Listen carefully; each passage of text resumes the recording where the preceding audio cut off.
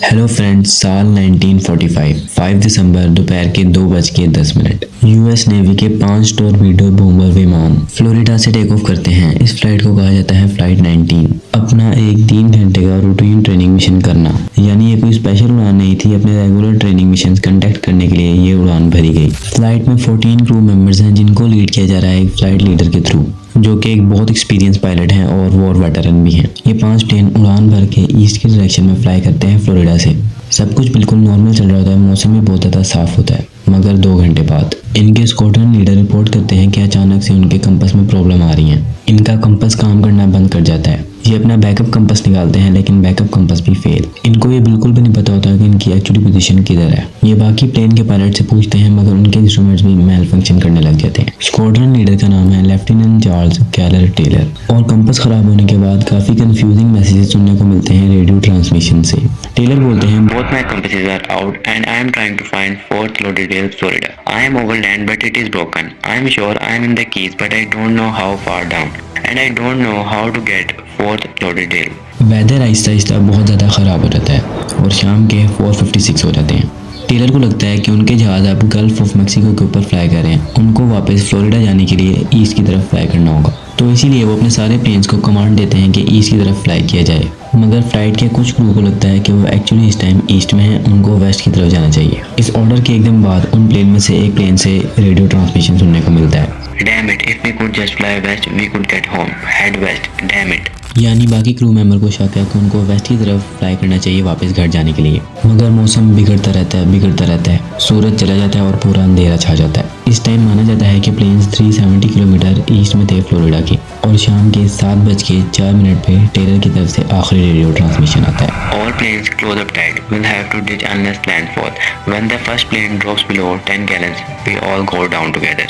और इसके बाद ये 5 के 5 प्लेन्स हमेशा के लिए गायब हो जाते हैं। और तो और आज के दिन तक हम ये नहीं जानते कि ये प्लेन्स कहाँ पर हैं और इनके साथ क्या हुआ। फ्लाइट 19 के गायब होने के बाद एक search and rescue mariner aircraft take off करता है 13 मेंबर के क्रू के साथ, जिसका मिशन है इस फ्लाइट 19 को ढूंढना। और शॉकिंग बात ये है, ये ढूंढने निकलता है और ये भी गायब हो जाता है। पहले फ्लाइट 19 के 13 लोग गायब और अब Mariner search and rescue aircraft के 14 लोग गायब।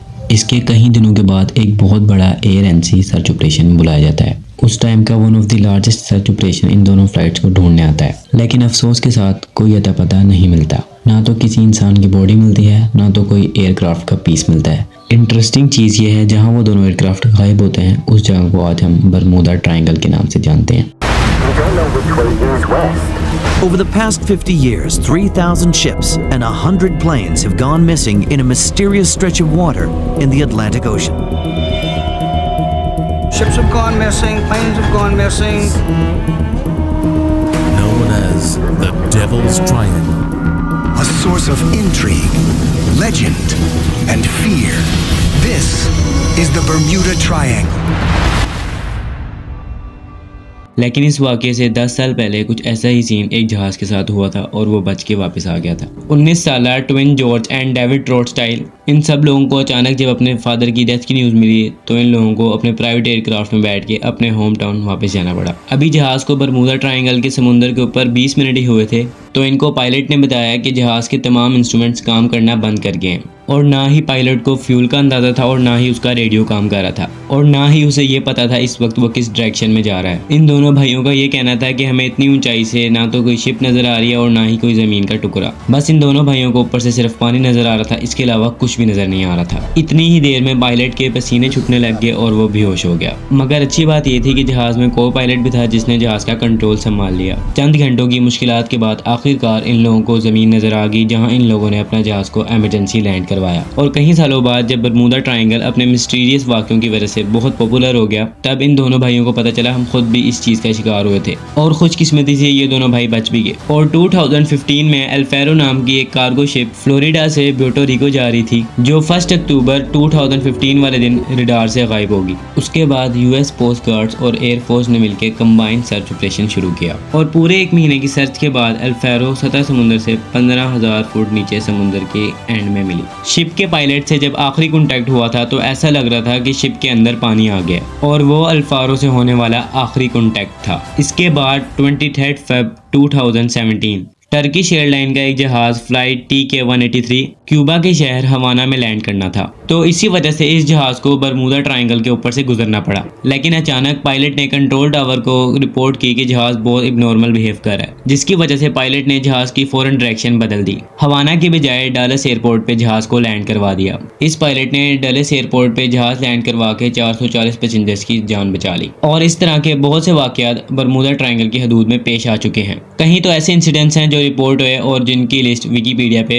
मौजूद है, और कुछ इंसिडेंट्स ऐसे थे जो आज तक रिपोर्ट नहीं हुए। 1967 में क्रिसमस वाले दिन एक अमेरिकन बिजनेसमैन जिसका नाम बुराक था अपनी लग्जरी बोट में मियामी बीच की सैर को निकला। लेकिन थोड़ी देर बाद ही बुराक ने बीच गार्ड्स को कॉल की और कहा कि मेरी यार्ड बहुत बड़ी चीज के साथ टकराई है। और बुराक की कॉल के बाद जैसी गार्ड्स वहां पहुंचे, ना तो उनको कोई यार्ड मिली और ना ही बुराक का कोई नामो निशान। अब पता नहीं समुंदर के अंदर कौन सी चीज से उसकी टक्कर हुई थी। ये राज बुराक के साथ हमेशा के लिए दफन हो गया। बरमूदा ट्रायंगल की बहुत सी मिस्ट्रीज हर वाक़े के बाद लोगों के ज़हन में ताज़ा हो जाती हैं, और हर बार की तरह इस मिस्ट्री का हल निकालने के लिए भी साइंसदानों की टीम तैयार हो जाती है। लेकिन इस दफ़ा साइंसदानों ने ऐसे पावरफुल सबूत दिए हैं जिसकी वजह से लगता है ये मिस्ट्री सॉल्व हो गई है। यूनिवर्सिटी ऑफ कोलोराडो से ताल्लुक रखने वाली अमेरिकन साइंटिस्ट की टीम ने सैटेलाइट से बरमूदा ट्रायंगल की बहुत ज़्यादा जांच की। इस सर्च के अंदर उनको एक ऐसी चीज़ देखने को मिली जो आज से पहले किसी ने नहीं देखी थी। उन्होंने नोटिस किया कि बरमूदा ट्रायंगल के ऊपर कुछ ऐसे क्लाउड्स बन रहे हैं जो ना ही स्क्वायर हैं और ना ही सर्कल। ये क्लाउड्स हेक्सागोन की शक्ल जैसे हैं और इनका साइज 88 किलोमीटर जैसा बड़ा होता है। एक्सपर्ट टीम का मानना है ये क्लाउड कोई नॉर्मल क्लाउड्स नहीं है बल्कि एयर बॉम्ब क्लाउड है। यानी कि जब भी ये क्लाउड्स इकट्ठे होते हैं तो इनके नीचे बहुत तेज हवा के झोंके चलना स्टार्ट हो जाते हैं, जिनकी स्पीड 250 किलोमीटर होती है। हवा के झोंकों की स्पीड इतनी तेज होती है ना तो इसमें कोई हवाई जहाज सही तरह उड़ सकता है,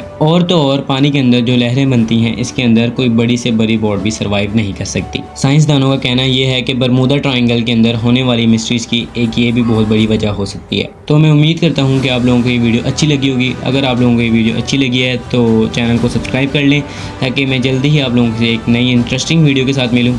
तब तक के लिए अपना ख्याल रखें। अल्लाह हाफ़िज़।